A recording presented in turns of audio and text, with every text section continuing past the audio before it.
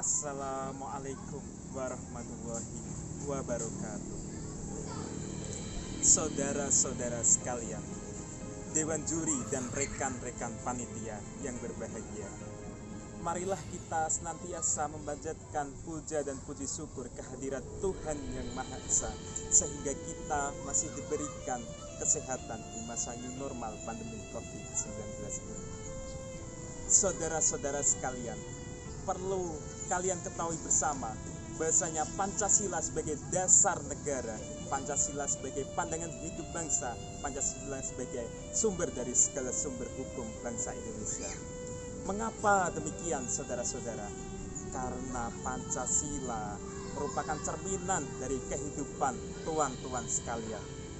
Pancasila merupakan budaya asli bangsa Indonesia yang digali untuk menciptakan sebuah tatanan masyarakat yang nantinya tidak akan ada lagi perbedaan antara si kaya dan si miskin, si Hindu dengan si Islam, dan umat Jawa dengan Sunda, akan tapi semua tetap satu sebagai bangsa Indonesia yang berikatkan dengan Pancasila.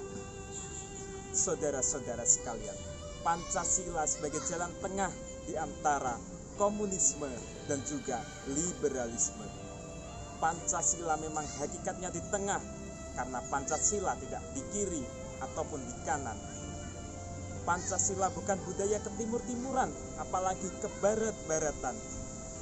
Pancasila produk asli bangsa Indonesia untuk menjalankan sebuah revolusi dan mengakhiri sebuah revolusi dengan keberhasilan.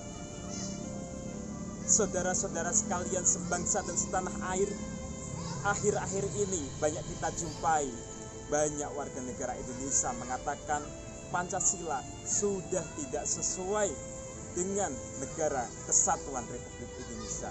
Bahkan banyak di antara oknum-oknum umat beragama dari golongan umat Islam garis keras mengatakan bahasanya Pancasila itu togut, Pancasila itu kafir, Pancasila sudah tidak sesuai dengan syariat-syariat agama Islam.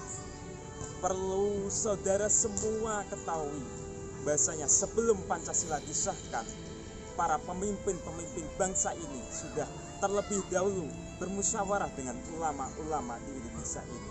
Bermusyawarah dengan Ketua Masyumi Kiai Haji Hasyim Asy'ari sekaligus pendiri Jam'iyah Nahdlatul Ulama. Beliau mengatakan, ketika Pancasila datang kepadaku, saya puasa selama 3 hari, sholat malam dan menghatamkan Al-Quran. Dan keesokan harinya saya mengatakan bahasanya Pancasila sudah sesuai dengan syariat agama Islam dan juga agama-agama lain yang ada di Indonesia. Karena Pancasila meletakkan dasar-dasar ketuhanan pada yang paling utama. Dan perlu saudara-saudara semua ketahui, sebesar apapun, sedikdaya apapun sebuah negara akan hancur kalau tidak meyakini adanya ketuhanan. Uni Soviet, sebuah negara adikuasa pemimpin blok timur, hancur karena tidak mengakui adanya Tuhan dan tidak adanya persatuan sesama warga negara.